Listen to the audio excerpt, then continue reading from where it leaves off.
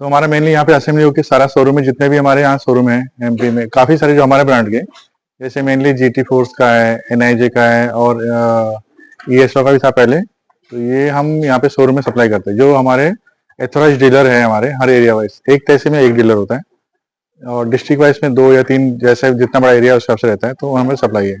तो सेल्स और सर्विस सारा हम यहाँ से प्रोवाइड करते हैं उनको। डीलरशिप इंडिविजुअल सिटी के लिए डीलरशिप दे देते हैं, तो यहाँ पे असेंबली होकर सभी जगह सप्लाई है। तो हमें हमारी जो कंपनी से टाई अप है कि 400 किलोमीटर की रेंज में हम यहाँ से इसी प्लांट से सप्लाई होगा।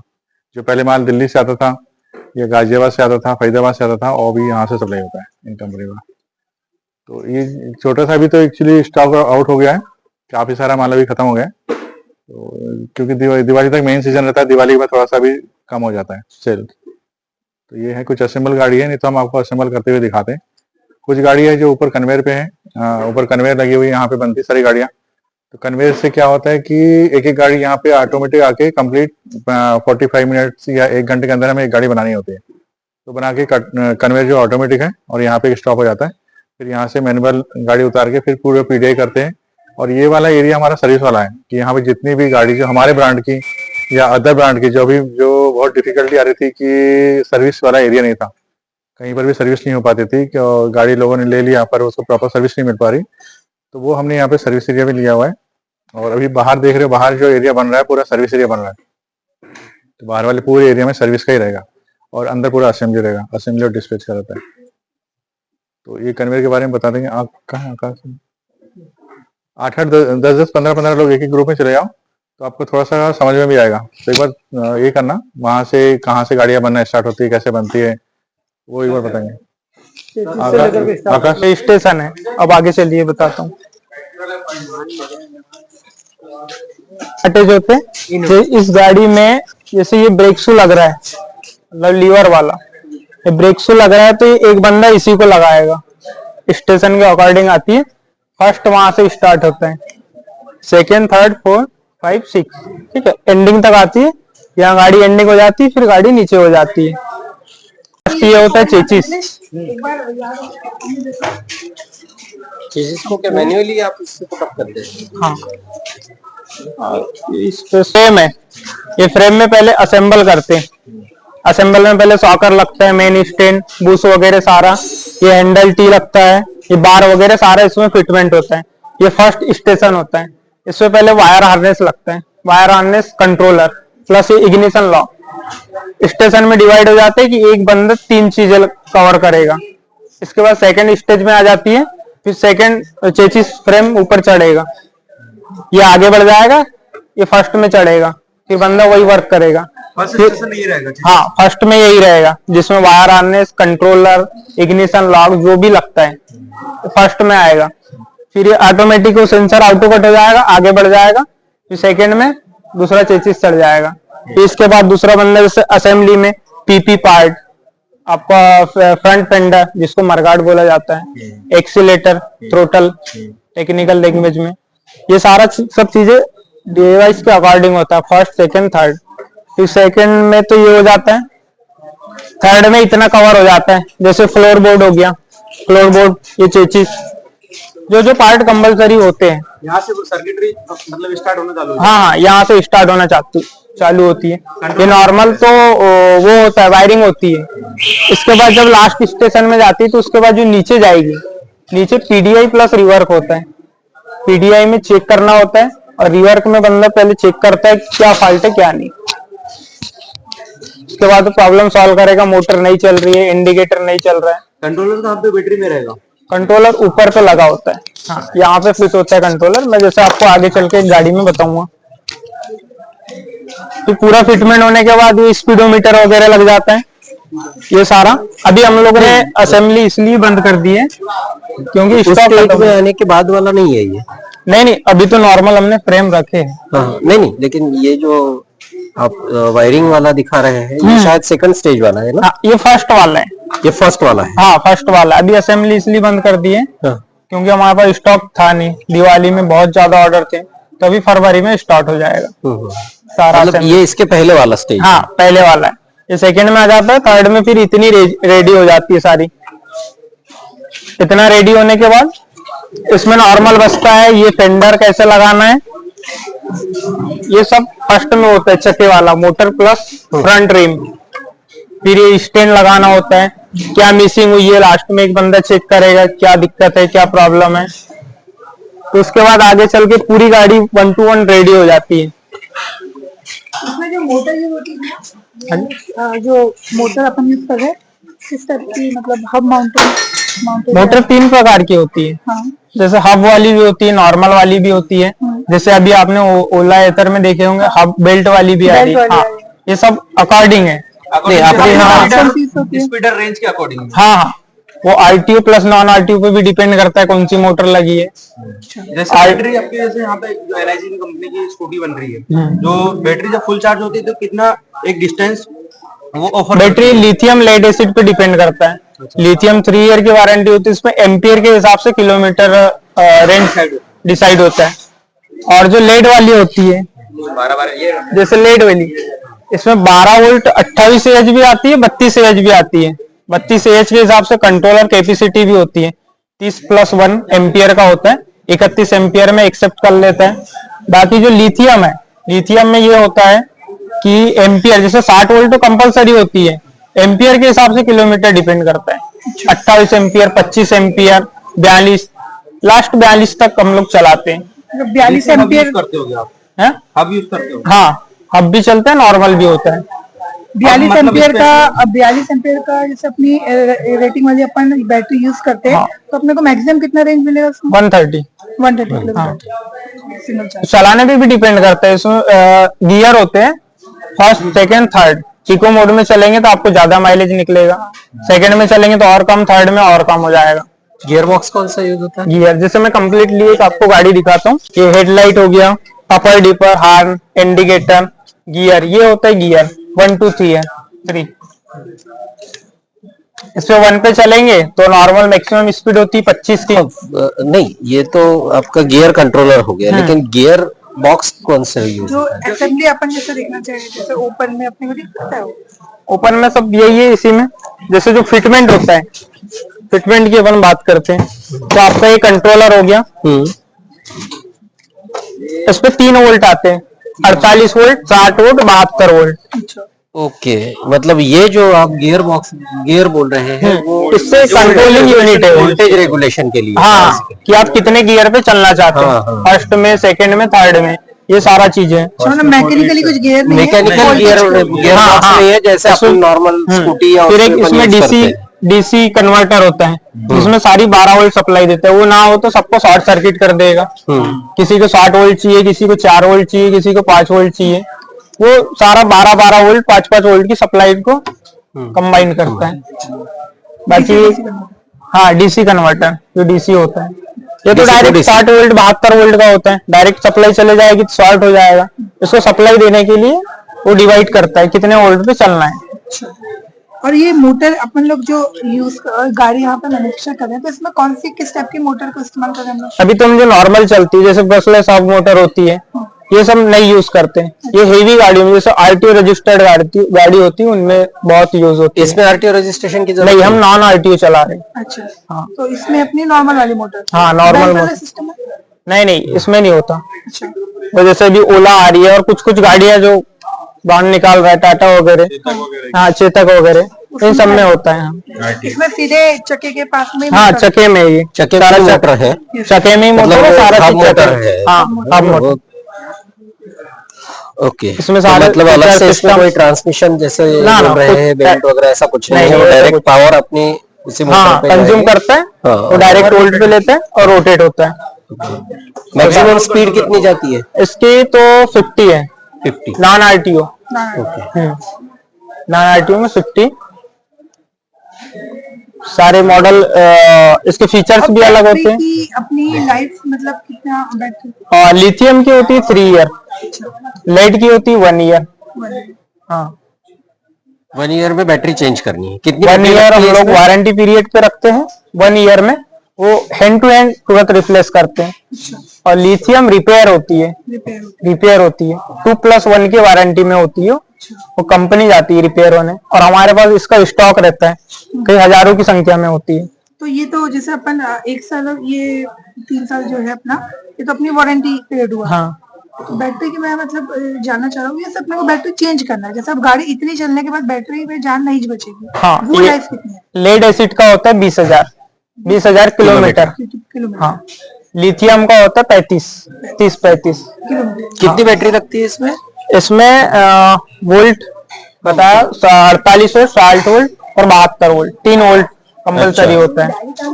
पहले 48-60 का होता था, बट कंपनी से सब फीचर्स चेंज हो जाते हैं, धीरे धीरे अपडेट होता है। तो इसमें 4 बैटरी, 5 बैटरी, एक बैटरी 12 वोल्ट की होती है। 48, 60, 72 तीनों वोल्ट कर सकते हैं। जब कोई कस्टमर गाड़ी लेने आता है तो कस्टमर के अकॉर्डिंग हम सारे फीचर्स बताते हैं कि आपको 4 बैटरी में चाहिए या 5 बैटरी में चाहिए, 6 बैटरी में। वायर हार्नेस बनाना चाहे तो बन जाता है, अच्छा, असेंबल करना चाहे हो जाता है। इस पे मोटर के वायर है, ये 3 मोटर के वायर जाते हैं। हॉल सेंसर है, जो मोटर में सेंसर लगा होता है, जो मोटर को इंडिकेट करते हैं कि गाड़ी कैसे चलेगी, किस रोटेशन में चलेगी, नॉर्थ साउथ। ये सारा सब सेंसर पे डिपेंड करता है। ये मोटर है आपकी, इसमें वाइंडिंग होती है। सारा मोटर ये व्हील में ही फिटमेंट होता है, इसके ऊपर चक्का आता है। जिस सेंसर की मैं बात कर रहा था, हॉल सेंसर है, ये इंडिकेट करता है गाड़ी को। ये अलग अलग प्रकार के आते हैं, सारे जो सेंसर होते हैं अलग अलग प्रकार के आते हैं। ये वाइंडिंग मशीनों से होती है, हाथों से सक्सेस नहीं है।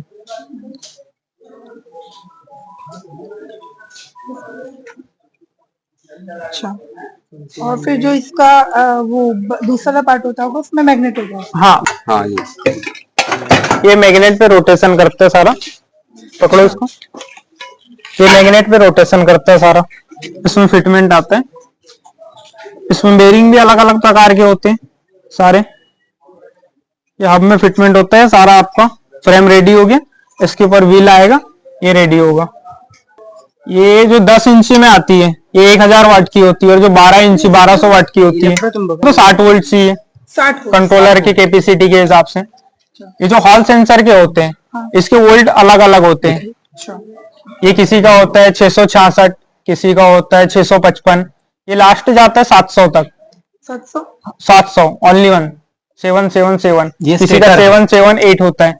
इसका जो हॉल सेंसर का वोल्ट होता है, हॉल सेंसर। हाँ हॉल क्योंकि ये सेंसर माउंट हो गया आपका फ्रेम में, तो ये घूमेगा नहीं। हाँ, ये आर्मेचर घुमाएगा। हाँ, ये आर्मेचर घुमाएगा। ये जो इसमें फिटमेंट होगा तो ये सिर्फ ये मोटर को जो मैग्नेट में घूमेगा तो ये घुमाता है इसको। हाँ, ये स्टेडी है, ये फिक्स है। हाँ, ये फिक्स होता है, और वो मूविंग पार्ट। हाँ ये मूविंग होता है। ये मैग्नेट के ऊपर डिपेंड करता है। पार्ट हो गया, हाँ, ये हो गया इसका, ये ऐसा। ये मोटर हो गई एक्चुअल पूरी कंप्लीट। हाँ, ये पार्ट घूमेगा आपका, ये घूमेगा। अंदर की ये वाइंडिंग नहीं घूम रही। हाँ वाइंडिंग ये नहीं घूम रही है, वाइंडिंग घूमेगी तो गाड़ी कहाँ है? है ना, ये फिक्स हो रहा है आपके फ्रेम में। आर्मेचर नहीं घूमता। ये जो आपका ये जो मोटर रेडी हो गई, आर्मेचर यहाँ फिट हो गया, ये ऐसा घुमाता है। इसमें बेरिंग भी लगे होते हैं, ठीक है, बेरिंग के अकॉर्डिंग।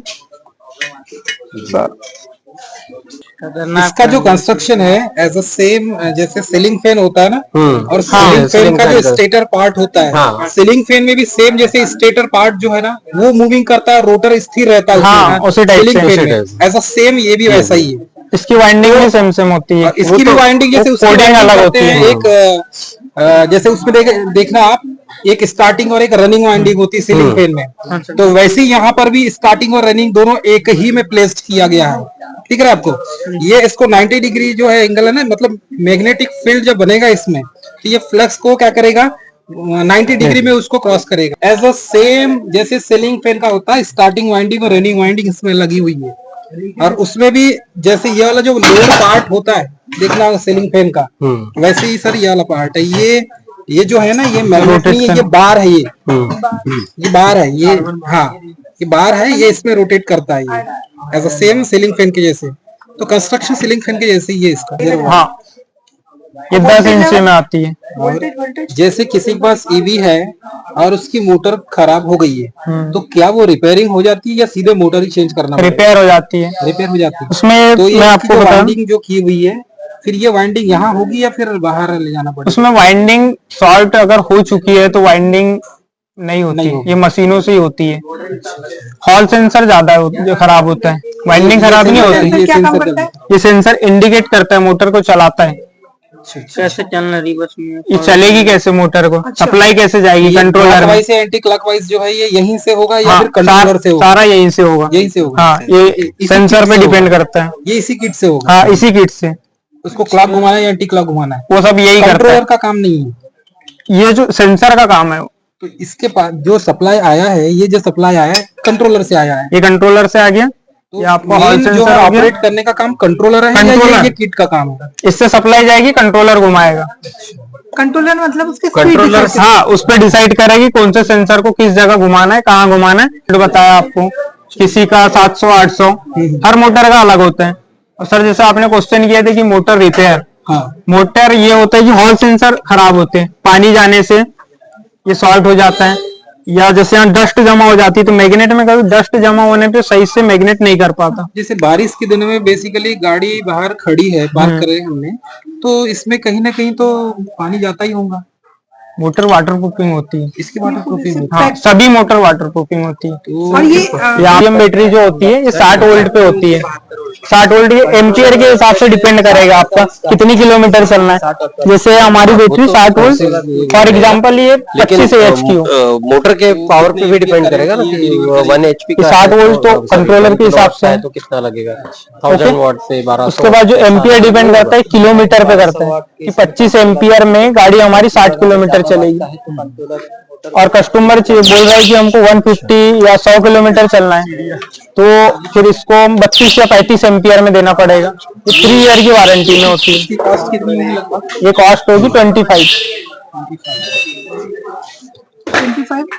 अब जैसे किसी के पास ये बैटरी मानकर चलिए वारंटी पीरियड या गारंटी पीरियड में 1 साल के अंदर बैटरी खराब हो गई, उसका रीजन क्या रहता है किसी की गाड़ी की बैटरी खराब हो जाता है? उसका रीजन है कि जैसे गाड़ी चल कर गई, गाड़ी तो हीटिंग होती है, चल के जाने के बाद कस्टमर तुरंत चार्ज पे लगा देते हैं, इसमें सेल होते हैं। लिथियम बैटरी में सेल होता है इसका, हाँ लिथियम का, इसका लो मेंटेनेंस है। लेड एसिड का लो मेंटेनेंस। हाँ, इसका मैं आपको सस्ता भी है, ये आपको 3400 रुपए की एक बैटरी पड़ती है। ये एम्पियर के अकॉर्डिंग प्राइस पे डिपेंड करता है। जैसे अभी आपको 60 वोल्ट 25 AH की पड़ेगी लगभग 25-27 हजार की। ये उसमें ये सेल होता है। ये किसमें? लेड एसिड में। हाँ, ये 3.2 वोल्ट का होता है। अच्छा, लिथियम वाले में ये अलग? हाँ, लिथियम में कितने सेल लगे होंगे यहाँ? इसमें एक सीरीज जो होती है, एक सीरीज में 11-12 सेल होते हैं, किसी में 10 होते हैं, किसी में 9। टोटल सेल कितने? टोटल 200-250 सेलों का सेटअप होता है। 200-250 सेलों का सेटअप होता है। हाँ, पूरी असेंबली वहाँ, इसके बाद वहाँ चलते हैं। कॉस्ट इसकी ज्यादा है, ये लो मेंटेनेंस है। लेड एसिड बैटरी है। हाँ। ये कितने की पड़ती है? हाँ, ये एम्पियर के वो एम्पियर के हिसाब से आती है। इससे आपको बता रहा हूँ 12 वोल्ट 32 AH की है, तो आपको 3400 रुपए की पड़ेगी। और इसमें जो 28 AH की आती है ये लगभग वही 3000 की पड़ेगी। ये 3000। नहीं 32 AH 3400 और वो 3200 28 AH 12 वोल्ट तो कंपलसरी होते हैं। अच्छा, मतलब कुल मिला के लिथियम आयन वाली जो बैटरी है वो एक साथ अपने को पूरी यूनिट मिल जाती है। इसको अपने को 2-3 के कॉम्बिनेशन पे लगाना पड़ेगा। हाँ, एक कॉम्बिनेशन में लगती है वोल्ट पे। 60 वोल्ट अपने को बनाना है या 48 बनाना है, तो उसके हिसाब से कितनी लगेगी? हाँ, कंट्रोलर के हिसाब से होता है। जैसे कौन सा कंट्रोलर? कंट्रोलर है 60 वोल्ट की बैटरी के लिए अलग कंट्रोलर होगा? नहीं, यही होगा। 72 वोल्ट में अलग होगा? इसमें कंबाइन होता है। इसमें 48 से 60 का कंट्रोलर है। मतलब ये 48 से 60 वोल्ट की बैटरी जितनी भी आप यूज करें, जब यूज करेंगे तो 60 वोल्ट की बैटरी को एक्सेप्ट कर सकता है, 72 की नहीं कर पाएगा। मतलब 48 से नीचे नहीं होना चाहिए और 60 के ऊपर नहीं होना 60 के ऊपर नहीं होना चाहिए। 48 और 60 ही को एक्सेप्ट करेगा, 72 को नहीं करेगा। इसको रखो तो इसके ऊपर इसमें 3 ही वोल्ट होते हैं। इसमें कि लिथियम आयन बैटरी है तो उसी को एक्सेप्ट करेगा? नहीं, ऐसा कुछ नहीं है, कोई भी लगा सकते हैं। हाँ, तो ये इसमें जैसे कि हमारा इसमें मतलब क्या रीजन हो सकता है कि हमने उसको ज्यादा चार्ज कर दिया या उसको कोई शॉर्ट सर्किट हो रहा है, ऐसा कुछ? मैं तो इतने ही बोलना चाहूंगा कि बैटरी का जो मैं नॉर्मल बता सकता हूँ, फिर आगे हम जो बैटरी सेटअप रूम में जाएंगे तो हमारे इलेक्ट्रिकल इंजीनियर है जो यूपी से है, अभिषेक मौर्य, वो सारी जानकारी बैटरी का आपको पूरा A to Z देंगे। मैं जैसे गाड़ी पे चर्चा करते हैं, जैसे गाड़ी पे जब हम कस्टमर को यही सलाह देते हैं कि कैसे चलाना है, क्या करना है। फर्स्ट गियर पे चलाएंगे तो ज्यादा सर माइलेज मिलता है, सेकंड में और कम, थर्ड में और कम, स्पीड के अकॉर्डिंग होता है। डिजाइन आप अपना देते हैं। हमारे सारे मॉडल नॉन RTO। ये भी गाड़ी है। जैसे नॉर्मली जो हम स्कूटी यूज करते हैं उसमें गियर नहीं होता। हाँ, जो पेट्रोल वाली गाड़ी है। इसमें गियर सिस्टम है, तो गियर सिस्टम मतलब किस टाइप से इसका कंपोजिशन है? गियर है माइलेज के लिए। गियर का जो रीजन है ईवी में, जो अभी की सारी ईवी आ रही है, उसमें गियर का रीजन है कि अगर इसमें गियर ना हो, कस्टमर को यहाँ से गाड़ी खरीद के ले गया और बोला गया है कि ये 100 किलोमीटर चलेगी, तो वो फुल टोटल एक्सीलेटर में देके चलेगा, डबल बैठा लेगा, तो माइलेज नहीं निकल पाएगा। गियर का ये रीजन होता है कि 1 गियर में उसको बोला जाएगा तो 1 गियर में ही चलाएगा, तो एक्यूरेट 100 का माइलेज मिलेगा। उस पे 1 गियर 1 पर्सन 100 माइलेज। उस पे अगर सेकंड पर्सन आ गया तो माइलेज और कम हो जाएगा, क्योंकि लोड पड़ जाएगा। हाँ, लोड ज्यादा हो जाएगा। जो एम्पियर बताया मैंने, जैसे आपको 32 एम्पियर, तो 32 एम्पियर स्पीड वो करेगी कंज्यूम की कितनी स्पीड में चलाना है। कम बैटरी होती है, 3 ईयर की वारंटी पे तो होती है, बट इसमें होता है कि पूरी एक साथ खराब होती है। और लेड एसिड एक साथ खराब नहीं होती। जैसे आपकी 5 बैटरी है, 5 बैटरी में 100 का माइलेज है, अब इस पे आपको 50 का माइलेज मिल रहा है, तो ये जो 12 वोल्ट होता है इसमें ऑटोमेटिकली 8 वोल्ट आ जाएगा। समझो एक बैटरी डाउन हो गई, एक बैटरी डाउन होने पे सारी बैटरी का कटऑफ नीचे हो जा रहा है, तो एक बैटरी चेंज करो, पुराना माइलेज आ जाता है। इस पे ये है कि पूरा पैसा खर्च नहीं करना पड़ता। ये बोल सकते हैं कि जो लेड एसिड बैटरी है वो ज्यादा सुटेबल है। हाँ। एक बैटरी भी खराब हो गई तो उसको रिप्लेस हाँ, करके दूसरा डाल सकते हैं, मात्र 3400 रुपए। और इसमें होता है कि ये जो बैटरी होती है लिथियम, ये लिथियम बिकती नहीं, जो मार्केट में जो लेते हैं तो बिकती नहीं है, कबाड़ी की भी रेट की नहीं, और इसको हम 600 रुपए में काटते हैं, 600 रुपए में। और इसका ये होता है कि बहुत कम से कम में, ये लिथियम का चार्जर है, ये लिथियम का है, लेड एसिड का है, सारे कंपनी के हिसाब से चार्जर आते हैं। हमारे ईवी गाड़ी में मेन कंपोनेंट होता है वायर। हमारे ईवी गाड़ी में कंट्रोलर और मोटर होता है, ये मेन फोकस होता है गाड़ी को रोटेट करने के लिए। कंट्रोलर और मोटर, और उसके साथ प्लस होता है बैटरी। 3 कंपोनेंट ऐसी होता है कि मेन होता है, ये इनके माध्यम से ही गाड़ी रोटेट होती है और चलेगी। तो जैसे हमारी ईवी गाड़ी जैसे हम चार्जिंग में डालते हैं तो उसका एक इंडिविजुअल लेवल होगा बैटरी का कि इसके नीचे डाउन नहीं होना चाहिए। हमारे यहाँ पे बैटरी का होता है 60 वोल्ट में क्या होता है, इंडिविजुअल विजन होता है, लो पॉइंट होता है 60 वोल्ट में 54 पॉइंट लो पॉइंट होता है, और पूरा फुल चार्जिंग पॉइंट होता है 67, जिसका कट आउट रहता है। प्रॉपर जब हम बैटरी लेके आते हैं ना, पहले एक पार्टिकुलर बैटरी रहती है हमारे पास, इसको पहले चेक करते हैं, इसमें माइलेज का प्रॉब्लम रहती है। माइलेज प्रॉब्लम होने के बाद उसको हम ओपन करते हैं। ओपन हम करने के बाद ओपन करने के बाद हम चेक करते हैं उसको मल्टीमीटर से, हमारे पास क्या उसमें फॉल्ट है। हमारे पास मल्टीमीटर से चेक करते हैं क्या क्या फॉल्ट है इसमें। जैसे किसी में 0 वोल्टेज आएगा, समझ लो डिस्चार्ज एकदम, उसको चेंज ही करना पड़ेगा सेल आपको। फिर किसी में ऐसा आएगा कि वोल्टेज अप डाउन है, उसको फिर हम बैलेंसिंग करते हैं। हमारे पास ये बैलेंसिंग मशीन है। अप डाउन कैसे पहचानेंगे हम? जैसे कि कभी कभार की गाड़ी कोई व्यक्ति चलाता है तो कोई व्यक्ति चार्ज कर लिया, वो तुरंत लेके जा रहा है, तो उसमें कुछ हीट रहती है, हीट की वजह से उसके IR में दिक्कत होती है, तो अनबैलेंस कर देता है वोल्टेज को। इसी वजह से वो बैटरी जो है अनबैलेंस हो जाती है, माइलेज कम मिलता है। इसलिए हम लोग सलाह ये देते हैं कि जैसे कोई व्यक्ति गाड़ी लेता है ना, तो उसको चार्ज करने के बाद आधे घंटे बाद आराम से लेके जाए, तो उससे माइलेज हमारा जल्दी सही रहेगा और IR भी नहीं बढ़ेगा, हमको दिक्कत नहीं आएगी। और हमारे पास ये बैलेंसिंग लगी है, अभी सभी चल रही बैलेंसिंग में। तो ये इसका कैसे बैलेंसिंग मतलब कैसे पहचानते हैं? अब जैसे कि इसमें भी आपको बताया, जैसे प्रॉपर मैंने बताया कि मल्टीमीटर से चेक करते हैं। खोलने के बाद इसको मैं इसमें हम 16 सीरीज रहती है, इसमें 60 वोल्ट की बैटरी हमारे पास है। 60 वोल्ट की बैटरी, इसको हम चेक वोल्टेज को चेक करके फिर इसमें लगा देते हैं, अपने आप से वोल्टेज इसमें आपको दिख जाएगा। इसमें इसमें क्या है, ये बैलेंस, ये आपको दिख जाएगा यहाँ पे वोल्टेज आपको। 4.2 आ जाएगा यहाँ पे, जिसका आ जाएगा वो फुल दिखाएगा। यहाँ पे लाइए आप, ये फुल दिखा रहा है, मतलब ये बैलेंसिंग हो चुकी है। मतलब जो अनबैलेंस है बैटरी के वो cells, चलती रहेगी, तो उसको बैलेंसिंग में लाने के लिए फिर ये प्रोसेस करना ये होगा। प्रोसेस करना पड़ेगा आपको। और हमारे पास बैटरी है, इसमें हमने सेल चेंज किया अभी, इसको मैंने स्पार्क वेल्डिंग किया। इसी के माध्यम से हम स्पार्क वेल्डिंग करते हैं। अच्छा, इसी के एक सेल को दूसरे सेल से जोड़ते हैं इसी से। सर बैलेंसिंग की नंबरिंग तो रहती होगी ना कुछ? क्या बोले? बैलेंसिंग की नंबरिंग रहती होगी ना कुछ?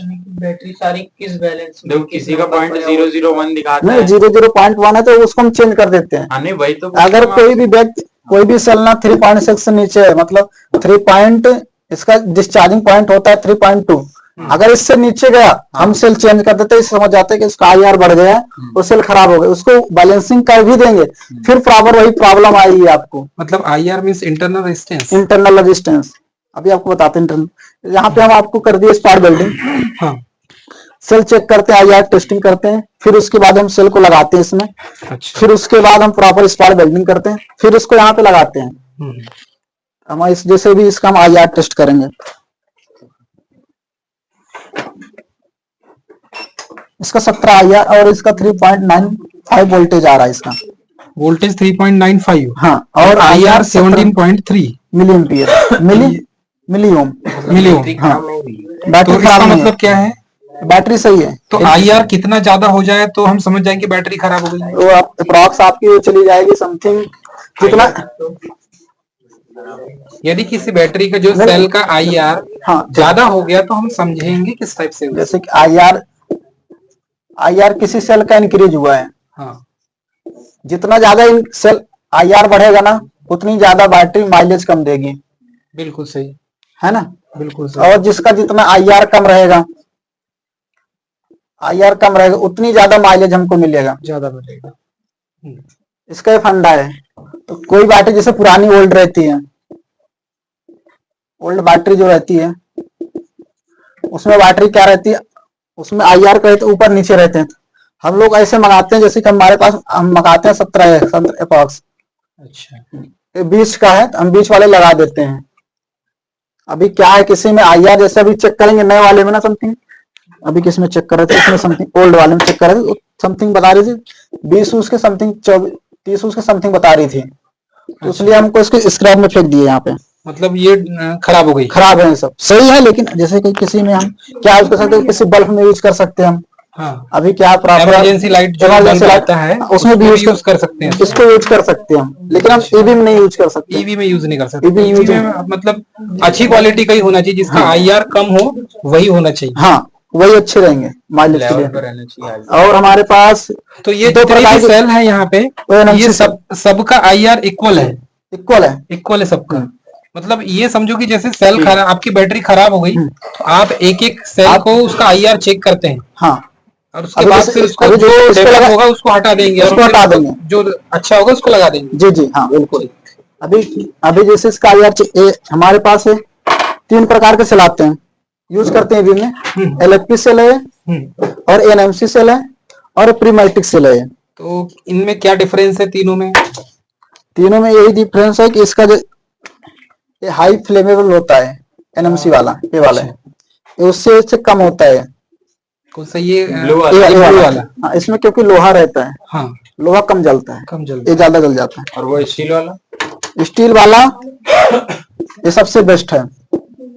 इसमें क्या होता इसका है? IR भी कम रहता है, बहुत कम रहता है इसका। हाँ। इसको चेक करेंगे ना, बहुत ज्यादा IR कम ही आएगा इसको। अच्छा। इसको आता है हमको समथिंग 0.25 समथिंग आता है, इतना आता है, बहुत कम ही आता है इसमें। ठीक है, आगे और क्या क्या प्रोसेस है बता दीजिए। इससे IR टेस्ट कर लिए। ये हमारी बैटरी है, इसमें देखो प्रीमैटिक सेल लगी है, ओकिनावा की बैटरी है, अच्छा, प्रीमैटिक सेल लगी है इसमें। ये भी चार्ज हो रहा है क्या? नहीं, अभी तो बस इसको बना ही रहा था, तो आप लोग आगे विजिट करने, तो फिर मैं जाना पड़ा उधर। ये किस बैटरी? ये ऊपर ये जो हम नहीं किट, बता सकते। ये जो किट दिख रही है, सुनिए ना, ये जो कस्टमर की रहती है ना भाई। ये किट दिख रही है, ये किट का क्या काम है? ये BMS है भाई, ये बैटरी को मैनेजमेंट करता है, बहुत सही क्वेश्चन है आपको। अच्छा, लेवल मेंटेन हाँ। करता है उसको। जैसे हम प्रॉपर यहाँ से डिस्चार्ज, इसका ये पॉजिटिव है, ये निगेटिव है, हाँ, प्रूव है। तो इसका मेन फंक्शन मतलब वर्क क्या है, क्या वर्क main- फंक्शन क्या करता है, जैसे कि हम इसको डिस्चार्ज करते हैं ना, इसमें 20 वायर है, ठीक है। हाँ अब बायोटिक हमको 16 सीरीज है। अब 16 सीरीज का एक पॉजिटिव वायर होगा, एक निगेटिव वायर। अगर हम प्रॉपर यहाँ से डिस्चार्ज करेंगे ना, तो बीच की जो सेल है जल्दी खराब होंगी। इसको हमको मैनेज करने के लिए बीएमएस लगाना पड़ता है। अच्छा पार्टिकुलर सेल पे हम देखो वायर निकले हैं, छोटे छोटे निकले हैं वायर, इसलिए हम इसको इसमें भी लगा, निकले हुए हैं। हाँ इसको लगाते हैं मैनेज करने के लिए इसमें।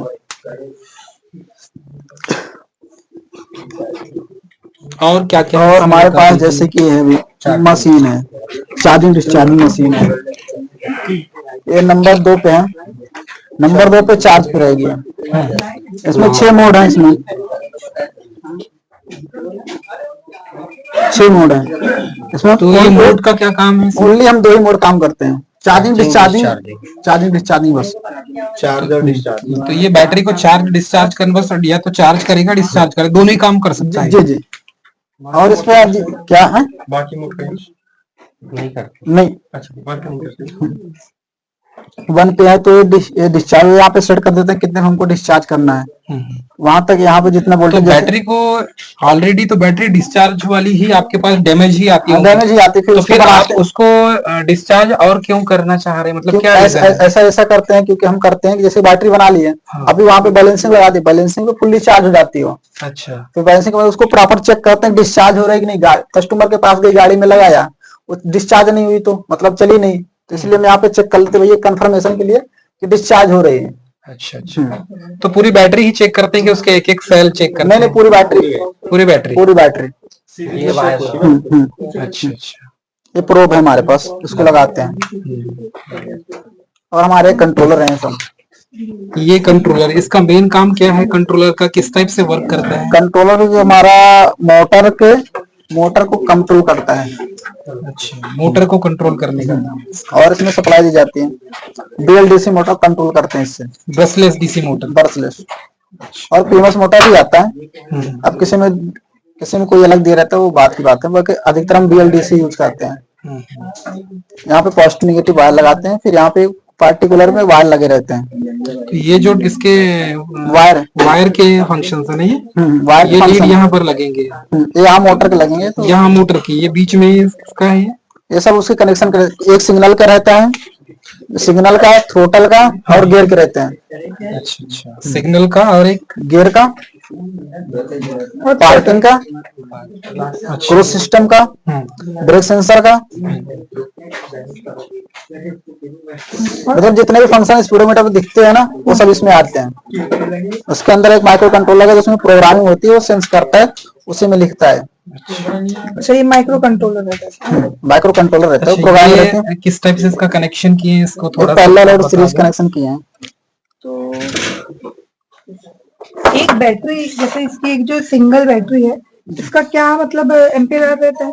जैसे इसका सिंगल का रहता है 2.6 AH, और कितने वोल्ट 3 रहेगा 3.6 नॉमिनल वोल्टेज इसका, है ना? एक सेल का। एक सेल। एक सेल पार्टिकुलर सेल का। अच्छा, तो फिर इसके जैसे अपन ये बनाए हैं जी जी, सीरीज पैरेलल कॉम्बिनेशन में, सीरीज कितने 16 सीरीज 60 वोल्ट में, 60 वोल्ट और 60 वोल्ट 16 सीरीज यूज। पूरी सीरीज में रहते हैं या कुछ पैरेलल भी रहते हैं? पैरेलल में रहेगा ना, आपको जितना एच चाहिए उतना पैरेलल कर दीजिए आप। अच्छा, पैरेलल में एच आपका।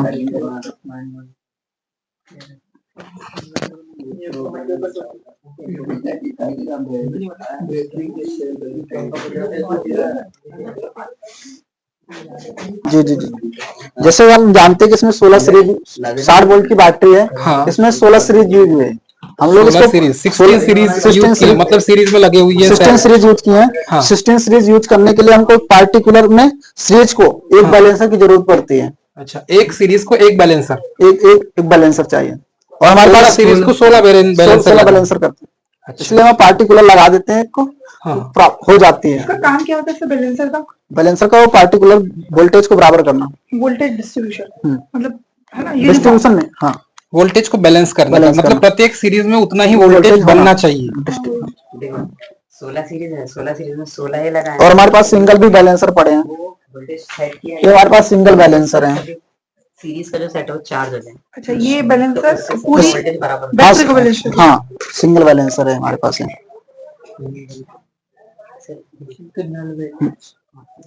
और इसमें बताने लायक कुछ चीज होंगी तो और बता दीजिए आप। जैसे कि अभी आपको चार्जर वार्जर के बारे में, हाँ चार्ज पूरा बताओ ना। जैसे हमारे चार्जर है, ये यहाँ से- चार्जर के अंदर की किट है पूरी। चार्जर के अंदर की पूरी किट है। यहाँ से एसी इन होती है, यहाँ पे एक फ्यूज लगा है। अच्छा फ्यूज से यार इसमें प्रोटेक्शन दिया है, एनटीसी प्रोटेक्शन दिया है। फिर यहाँ से आता है, फिर ये हमारा ये ब्रिज रेक्टिफायर में जाता है। ब्रिज रेक्टिफायर होते हुए फिर यहाँ पे 2 कैपेसिटर लगेंगे आपको। अच्छा पैरेलल में कैपेसिटर आपको लग के दिखेंगे।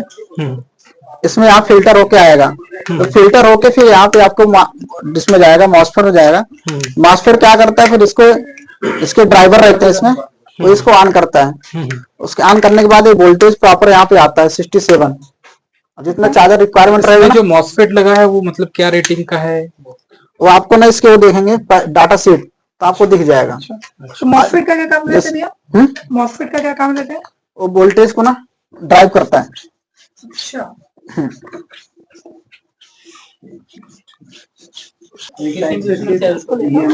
बारह बैटरी 12 है। जैसे 12 है ना, 2.6 से गुणा कर दो, उतना एच आ जाएगी। अगर वो पैरेलल में कनेक्ट करोगे तो। हाँ, पैरेलल में। सीरीज में नहीं, सीरीज में करंट नहीं बढ़ता। एएच का मतलब वो करंट बता रहे हैं। और कुछ जानकारी? जो छोटे पॉइंट रहते हैं ना, जिसपे डॉट नहीं आता, अपन वेल्डिंग करते हैं लेकिन इसमें डॉट आता है, दिखता है, इसमें डॉट दिखता है। बहुत प्रकार आर्क वेल्डिंग होती है। हाँ, प्लेट आएगी और प्लेट पे बहुत टप से डॉट लगेगा, वो वेल्ड हो जाएगा। फोर्स लगाना ऊपर रहेगी तो इस बार थोड़ा साइड में हो जाओ। जी, आप भी करके देखना, कोई दिक्कत ना हो। नहीं, इसको पैर से बस हो गया। से भी हो जाता है। इतने से हो जाता है। बस आपको जैसे नहीं इस पर यहाँ पे बढ़ाते हैं अपना टेम्परेचर को मैनेज से करते हैं। ये हमारे ये सब एकदम लेड है ना, लेड है ना कि NMC है। NMC है। हाँ, और ये प्रीमाइटिक सेल है। ये खराब हमारे पास नहीं आता है, महंगा आता है, कस्टमर लगवाता है, इसलिए नहीं होगा।